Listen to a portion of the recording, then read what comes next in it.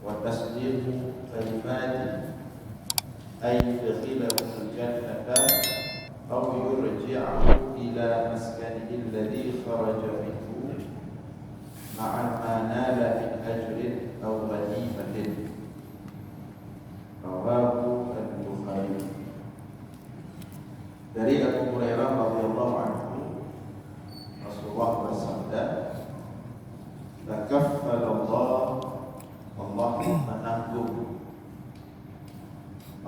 menanggung liman jahada fi sabilillah, barang siapa yang berjihad, barang siapa yang bersungguh-sungguh dalam perjalanan, la yukhrijuhu min baitihi, yang tidak mengeluarkannya dari rumahnya, melainkan untuk berjihad di jalannya Allah, wa tasdiqu kalimatihi, dan untuk menegakkan kalimat-kalimatnya Allah.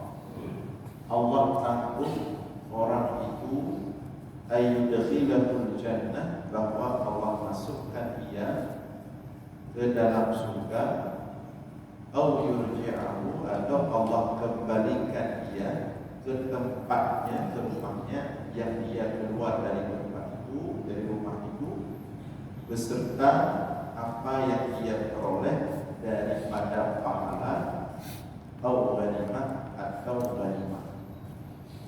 Hadis riwayat Al-Bukhari.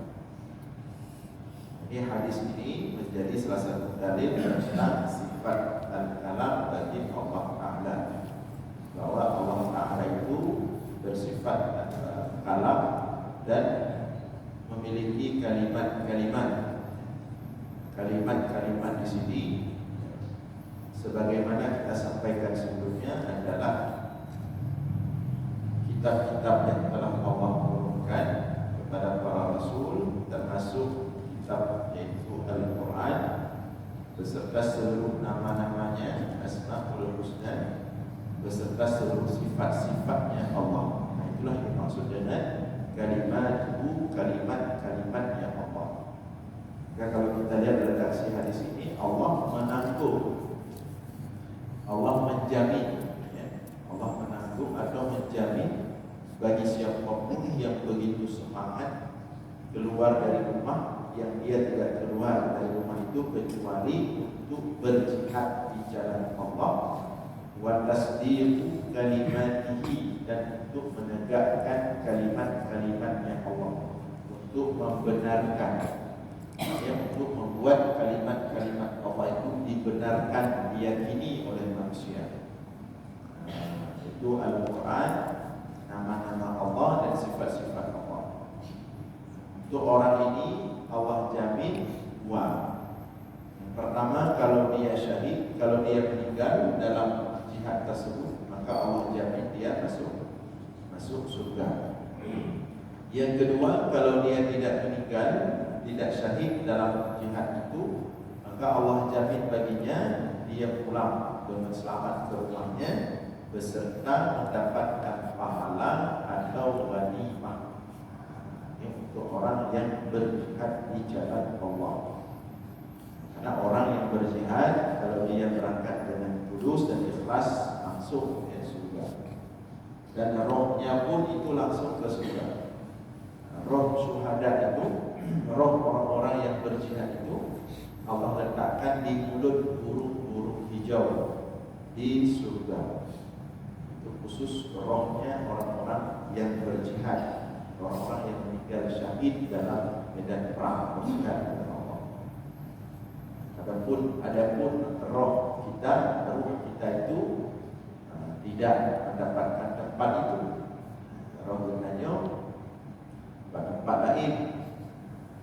Di antaranya seperti Rasulullah SAW hadis, orang-orang ruh orang beriman itu Allah sebutkan dalam Al-Quran, fi illiyin. Tempatnya itu disebut dengan illiyin, tempat yang tinggi di langit sana. Kita tidak tahu, yang pasti itu tempat mulia.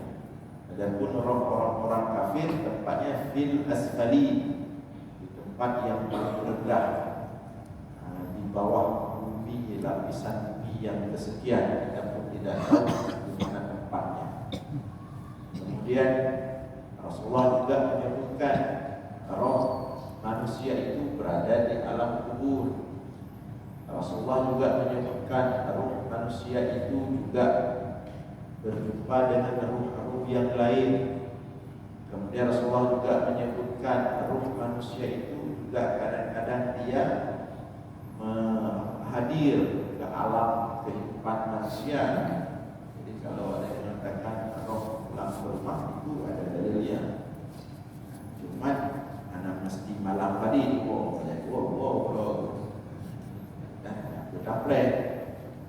kita play malam 7, kadang 2 play malam 7, malam sekian tidak ada. Tapi kalau dia pulang ke rumah bisa saja dia ke rumah, dia ke mana saja.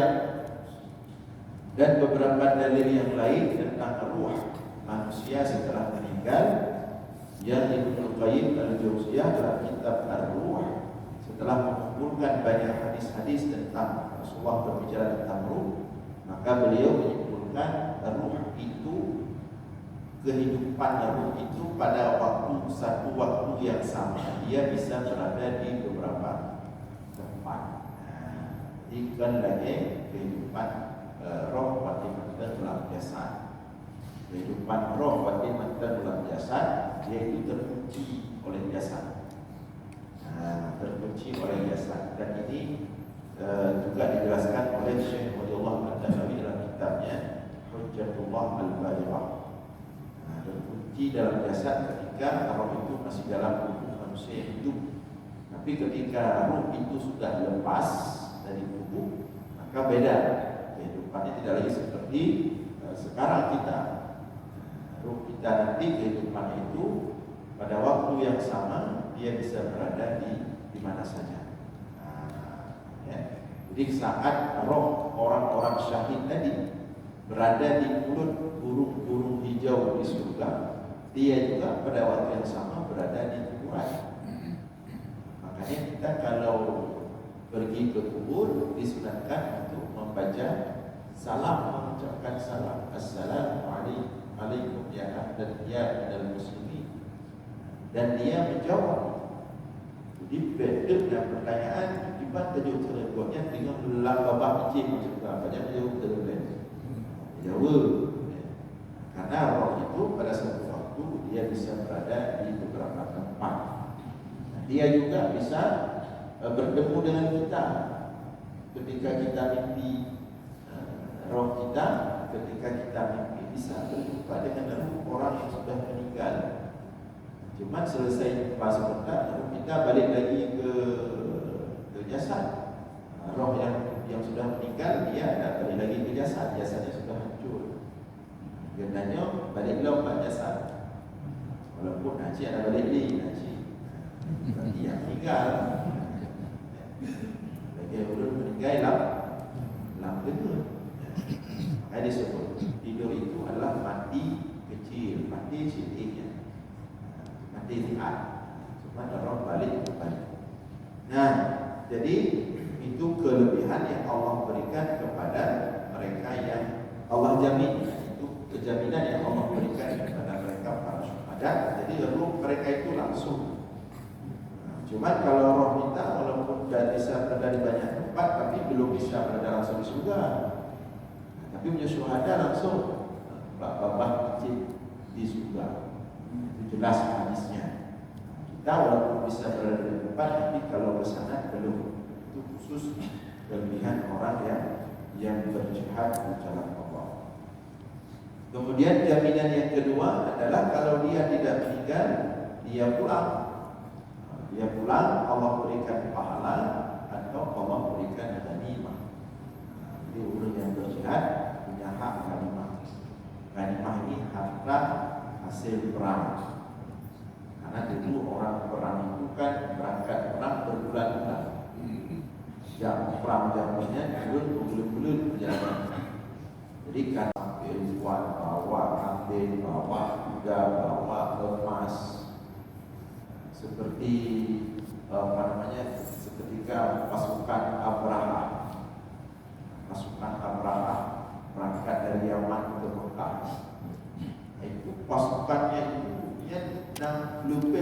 kilometer jumlah pasukan. Jumlah pasukan cukup rayu, lebih kilometer, panjang pasukan. Pasukan paling besar Raja Abraham. Kilometer rayu kan. Ditambah gajah-gajah yang besar. Sampai dalam pasukan perang itu daripada pasai yang banrayu cepat. Daripada pasai. Jadi dalam pasukan ini bukan perjalanan berbulan-bulan. Maka orang butuh beli, butuh makan, butuh minum. Dia orang bawa harta banyak, apa yang dia miliki dia bawa.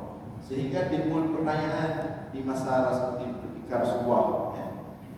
Karena pasukan Abraham datang pas Rasulullah belum diangkat jadi Rasul, ya.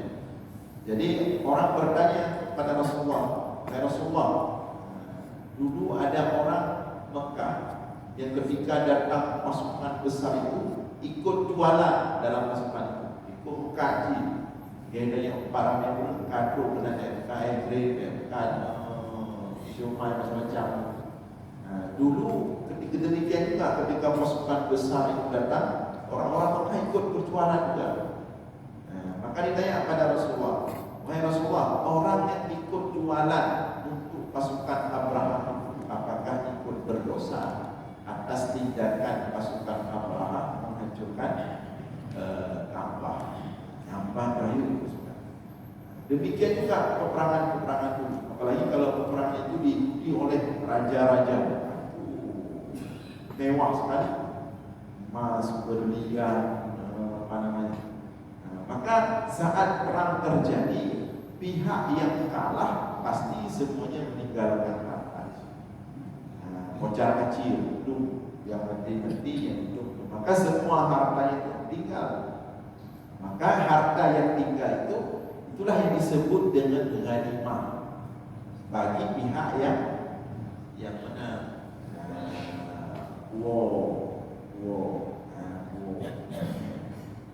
Onta semua kuda, kambing, emas, macam-macam kekayaan. Kemudian ada lagi yang sifatnya perang ke wilayah musuh, atau disebut dengan futuhat, pembukaan wilayah. Yang hartanya ghanimah atau fai'u kan mengundang termasuk tanah lahan. Jadi dulu pada masa Rasulullah, ghanimah itu langsung dibagi. Ghanimah langsung dibagi. Di perang, ghanimah langsung pasukan pada langsung dibagi sesuai dengan hasil dan sesuai dengan posisi tugas laporan. Dewa perangnya naik merokok, itu namanya ghanimah. Inilah yang dimaksudkan oleh hadis tadi. Kalau dia pulang tidak syahid di situ, berarti dia dapat pahala dan dapat ghanimah. Baru tidak dapat lagi ghanimah, tidak berlaku lagi sistem ghanimah itu pada masa Umar bin Khattab. Pada masa Umar bin Khattab kehana berlaku ini. Karena Umar bin Khattab melihat kalau setiap hasil perang itu langsung dibagi ke prajurit, maka itu akan membuat paling kaya nanti ke depan adalah prajurit.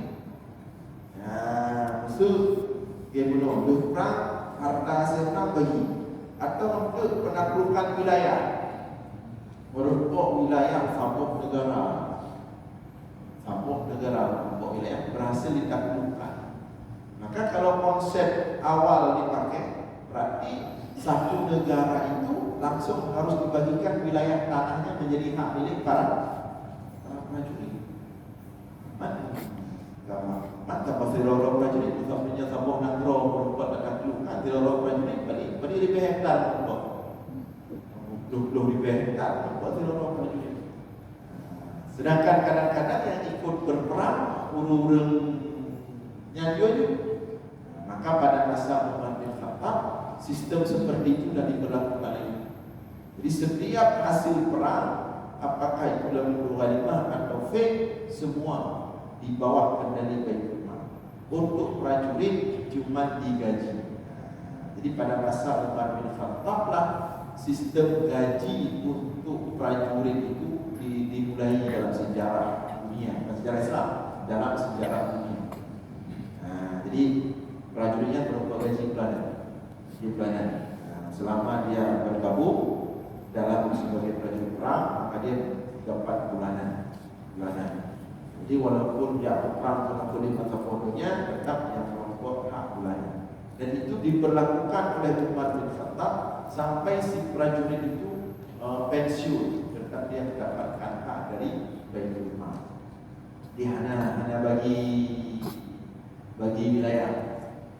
Justru sistem yang sudah dihilangkan oleh Umar bin Khattab itu diberlakukan oleh era modern ini.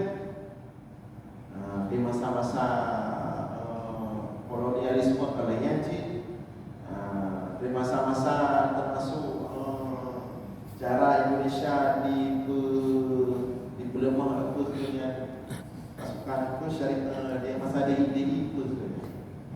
Yang cik hidup dalam pada pihak tamu Damin masa tanya dengan cik masa Damin Aceh dia MOU Helsinki hidup aju berken padi-padi hektar sampo habak perjuangan awal berat halau ke selesai. Padahal sistem itu termasuk sistem kuno. Sistem kuno dulu yang sudah dihilangkan oleh Khalifah Umar bin Khattab, tapi tidak dipakai lagi sekarang. Ya, tidak masalah, disesuaikan dengan kebutuhan zaman. Tapi yang pasti di sini Allah untuk orang yang berjihad pasti mendapatkan haknya. Apakah hak dalam bentuk seperti Umar bin Khattab buat, yaitu gaji bulanan, atau hak langsung dari pembagian ghanimah pada waktu hasil perang. Nah, itu di antara hadis yang menjadi dalil tentang kalam Allah atau kalimat Allah. Hadis berikutnya dari Jabir bin Abdullah, hadis yang panjang tetapi disebutkan secara singkat di sini oleh Imam Al-Baihaqi. Rasulullah bersabda, "Fattaqullaha fin nisa fa innakum akhastumuhunna bi amanatillah wastahlaltum furujahunna bi kalimatillah ta'ala." Fattaqullaha fin nisa, takutlah kepada Allah dalam menjaga istri-istrimu. Fattaqullaha fin nisa, bertakwalah kepada Allah, takutlah kepada Allah terhadap istri-istrimu. Fa innakum akhastumuhunna bi amanatillah, sesungguhnya kalian mengambil mereka itu istri-istri kalian bi amanatillah, dengan amanah dari Allah. Wastahlaltum furujahunna bi kalimatillah ta'ala, dan kalian mendapatkan kehalalan, kehormatan mereka itu istri-istri kalian bi kalimatillah ta'ala, dengan kalimat Allah. Ini juga menjadi dalil kata-kata di sini kalimat Allah. Dan ini hadis yang bagus ya, tentang suami istri, bahwa suami istri itu hendaklah diperhatikan ulang kedanya kadrip-dripnya yang macam baru-baru ke macam gagal. Ini justru yang kadrip-drip karena kan dua-dua tu ya. Kadrip-drip kan dua-dua dia tak biasa ya. Fattaqullaha fin nisa, Rasulullah mengatakan bertakwalah, takutlah kepada Allah terhadap istri-istri kalian. Jadi diri bukannya nanti takalan istri itu beringat ke Allah. Dia ke Allah dan macam-macam. Fa innakum akhastumuhunna bi amanatillah, sesungguhnya kalian mengambil mereka itu sebagai amanah dari Allah. Jadi sebelum amanah dari ayahnya, perempuan yang menjadi istri-istri kita adalah amanah dari Allah. Amanah dari Allah. Segala amanah dari kunci, amanah dari Allah. Jadi wajib tak berlaku urina kita tak berlaku, maka beringat ke Allah, baik sekedar ingat ke kedua. Amanah kuat tu, tapi ingat Allah. Di amanah dia adalah amanah dari Allah. Wastahlaltum furujahunna, dan kalian menuntut halal akan kehormatan mereka bi kalimatillah ta'ala, atas kalimah Allah. Ada kalimah Allah yang dimaksudkan itu mitsaqan ghalidha. Jadi pernikahan itu Allah sebut dalam Al-Quran dengan mitsaqan ghalidha. Dengan firman-Nya mitsaqan ghalidha, itulah kalimat Allah. Mitsaqan, satu ikatan ghalidha yang sangat besar. Nah, ya urina payah apa yang bisa. Dia kedua tempat pakai hadis semua. Dia kata kalau muda ambil hadis semua. Jadi fattaqullah fi nisa. Hati-hati dengan Allah terhadap perempuan, terhadap istri-istri. Jadi payah jaga betul, payah berlaku betul, ya. Nyok amanah dari Allah. Kita tanya hari lain dah, kita yang orang kata, nyok urina ni. Karena hadis ini ada dalil tentang kalam Allah. Hadis urina payah berlaku betul seorang dan tidak masalah situ lain. Dia tentang urina. Yang mana hari ini kita akui kadang-kadang posisi perempuan atau istri-istri itu ditempatkan tidak pada tempatnya. Karena hari ini masih ada orang-orang yang memperlakukan istrinya itu hampir mirip-mirip dengan pembantu di rumah. Yang pernah di sini. Malah kadang-kadang perlu dia melakukan lagi yang urus hukum agama. Jadi perlu ada keseimbangan. Kita sebagai laki-laki, you haji. Kita tidak boleh menyuruh istri itu misalnya memasak tanpa bayar. Menyuruh rambut, jentayu menyuruh dan bayar.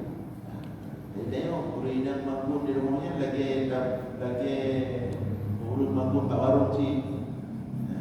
Menyuruh itu boleh cerah hukum aja. Adanya tayu urina rah bajet. Terus pada dasarnya tak bisa. Adanya termasuk tayu urina memberikan kasih untuk anaknya. Walaupun itu anaknya, kita ayahnya, kita beri kasih air, biasa dia kayak gini. Itu sebenarnya tidak boleh tanpa dibayar, harus bayar. Ikan kasih macam harus bayar pulau yang lain. Pada dasarnya itu tidak boleh. Tetapi urina meskipun ragam anjing biru yang tanpa memberikan upah, urina berhukum cik. Berhukum cik urina. Baik pada lagi bukan hidup. Kalau dah berhukum berhukum cik. Jadi harus ada keseimbangan. Jadi baik tu hana gay dalam hukum hana gay tak aja je sapu urina aja masak tempat urina hak urina dari ragam terima berek makan 3 kali sehari. Hak urina terima berek pakaian. Hak urina terima berek tempat tinggal. Maka dia jadi kubur di rumah sapi juga betul. Itu juga harus dipahami ya. Ini kadang-kadang sering menjadi salah kaprah. Salah kaprah. Ujung tu salah itu. Bukan jadi hanya gaya masak. Itu jadi hanya gaya masak. Tak ada belum. Meskipun memang secara hukum tidak seperti itu, secara hak dan kewajibannya, tetapi namanya suami istri Allah katakan dalam ayat yang lain, kunna libasun lakum wa antum libasun lakunna. Apa makna libas? Menjadi pelindung sesama. Libas itu bukan pakaian dalam bentuk asli, hakikat, ini majas. Berarti saling pakaian saling menutupi. Uragam di darah tinggi, berarti di urina jauh pastinya olah dia tubuh, dia ke makanan, dia ke hidangan, dia ke libas berlaku. Uragam kalau juga rumah, kalau nojin dalam rumah, berarti juga urina rawat dalam rumah dia akan juga di uragam. Itu makna libas. Jadi secara hukum memang seperti di awal tadi, tapi secara filosofi pernikahan dalam Islam, hunna libasul lakum wa antum libasul lahunna. Jadi uragam kagumita, urina cok yang kagumintanya laku dibacara wujud sama-sama nanti. Apakah itu makanan, apakah itu tempat tinggal, apakah itu pakaian. Jadi seolah-olah kena pegang dan gabungkan dalilnya memang hanya kayu. Tapi urina lagi contohnya Tidro ulama raya, Abu ulama raya. Kalau kita yang menukik bagi ulama raya. Memang di abu-abunya ulama-ulamanya hanggubi dalam agama, goknya diharapkan urun dihormati goknya. Bahkan menyodaga harapannya nanti goknya dosa lain. Harus mengharapkan penghormatan orang dengan ilmu. Tapi dia gedanya pek dacok dalilnya pedayungnya bagi goknya dalilnya. Pek dacok dalilnya pedayung. Dacok dalilnya kada mau bagi kopi. Nah ulama sampai kelewat aja mana nak tak boleh hormat dia hormat itu dah hormat. Yang dalilnya ke goknya pek dak pakai ke gedanya. Begah dalam hadis, barang siapa yang menginginkan ditakdir, ditabjil, dibesar-besarkan, dimuliakan, maka falyatabawa maq'adahu minan nar, hendaklah bersiap-siap di dalam neraka. Yang hadisnya baru pakai di ulama gedro. Baik dah pakai ni gedayo tetaplah hormati dulunya. Gedayo tetaplah muliakan dulunya. Yang penggunaannya bisa dipahami ya. Menaci urina memang hana gubi yu masak. Memang hana gubi yu rahbaje, hana gubi, tapi dalilnya untuk dipakai le uraga urina pada pakai dalilnya. Roda nak pakai dalil hunna libasul lakum wa antum libasul lahunna. Makanya itu tiga orang memang ada gini, tapi kalau mana-mana itu impor juga beri. Begitu penggunaan dalil-dalil itu. Sama lagi untuk posisi ulum ilmu. Begitulah dalam hal suami istri. Karena hari ini banyak timbul masalah. Dong sendiri pernah kena tegur juga. Nyo ustaz cara roh menceramah namanya baru kahwin dah muridnya mana payah masak, muridnya mana payah itu mana payah di. Nyo kamu salah loh muridnya. Apa ini? Ya, payah dipegang balik. Payah dipegang balik, ini dipegang lagi akan. Tapi kalau kau mau ilmu, kalau ketim ni bukti nyo kalau ketim aku dia sebab hanya gayu. Jadi jangan dipahami hanya sepotong dalil dalam agama. Jadi harus komprehensif. Ya. Jadi bukan hanya tentang tidak boleh suruh ini, tidak suruh itu, tapi juga ada guna libasul lakum wa antum libasul lahunna. Karena penyohana kena kami makna guna libasul lakum wa antum libasul lahunna. Ada dohoknya ayat yang ada di lain.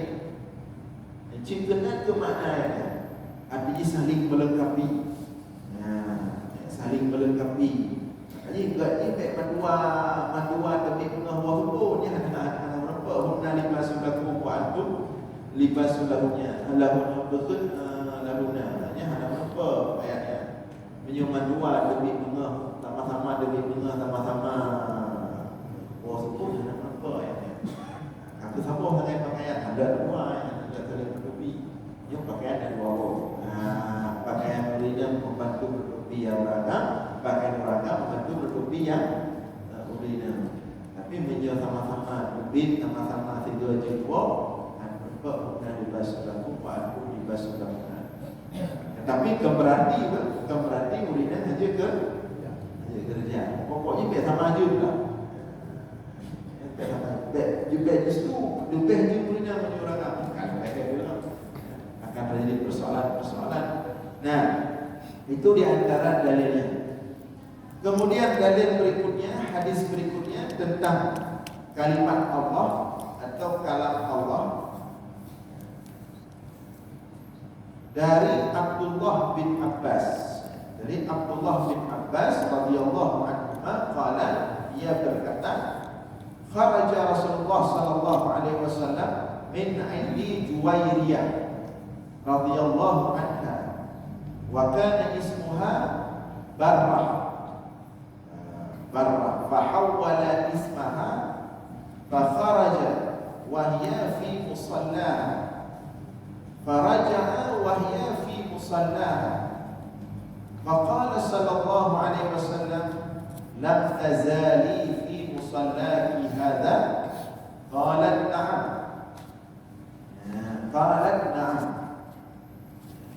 qala sallallahu alaihi wasallam qad qulti ba'daki arba' kalimat thalatha marrat walau wuzinat bima qulti la wazanahunna subhanallah wa bihamdihi adada khalqihi wa ridha nafsihi wa zinata arshihi wa midada kalimatihi.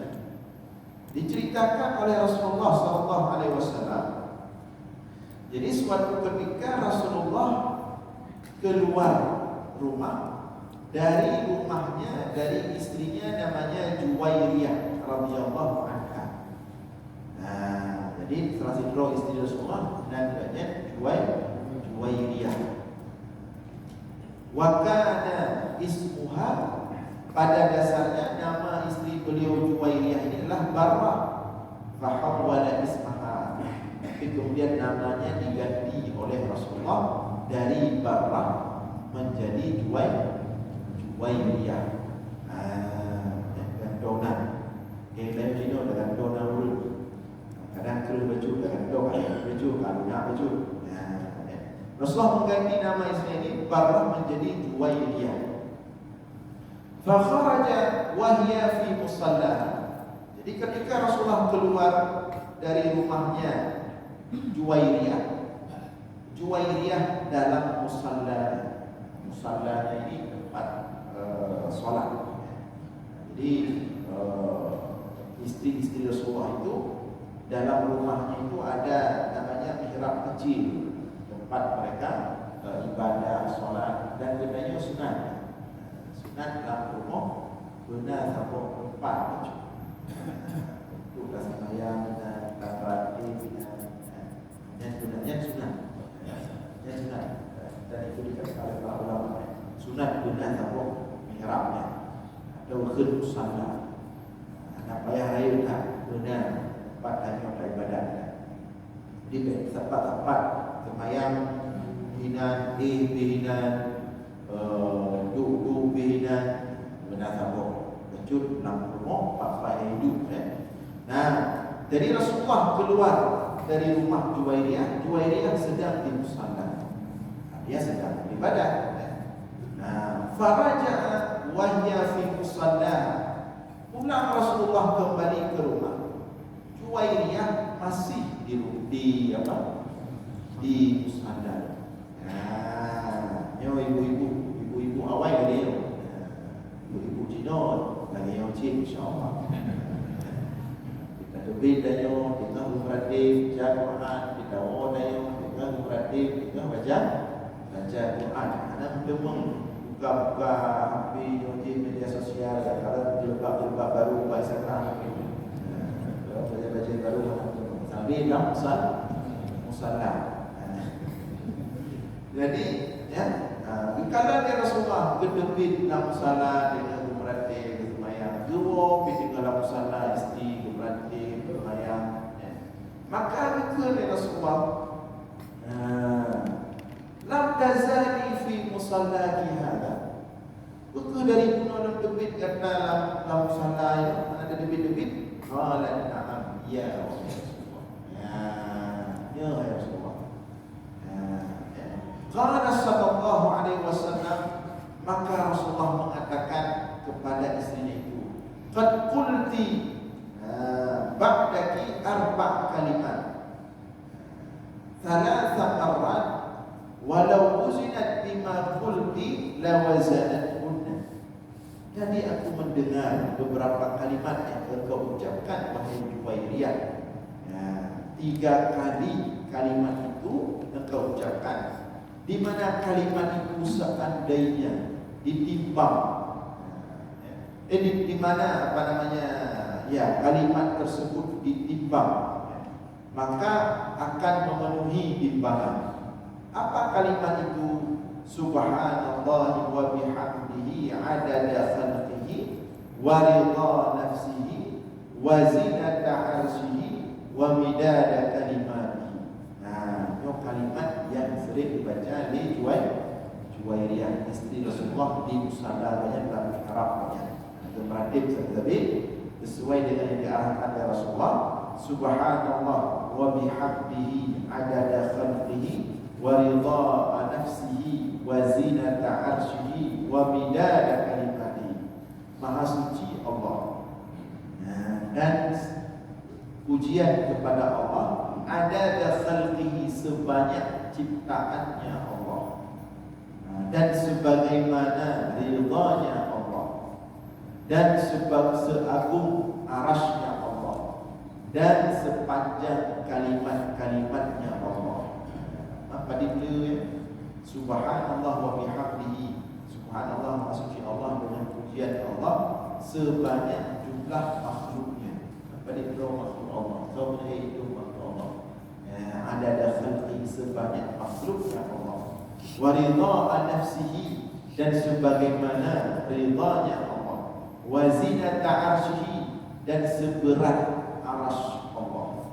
Wa midada kalimatihi dan sepanjang kalimat-kalimatnya Allah. Yang menjadi dalil di sini adalah kalimatnya Allah menjadi dalil sifat al-kalam bagi Allah Ta'ala. Ini di antara zikir yang diajarkan oleh Rasulullah kepada istrinya dan diulang-ulang oleh istrinya, yaitu siapa tadi? Juwairiyah. Dan itu zikir malaikat. Zikir malaikat itu tasbihnya. Zikir malaikat tasbih. Dalam hadis yang lain, kalimatani khafifatani 'ala lisan, tsaqilatani 'ala mizan, habibatani ila rahman. Ada 2 kalimat yang ringan di mulut, berat dalam timbangan hari akhirat, sangat disukai oleh Allah, yaitu subhanallah wa bihamdihi subhanallahil azim. Zikir para malaikat. Ini zikir Juwairiyah. Ini mendalil dari hadis-hadis yang lain. InsyaAllah dalam keadaan malam masa depan. Demikian malam ini mudah-mudahan ada manfaat. Aku qauli hadza wa astaghfirullah wa lakum. Wassalamu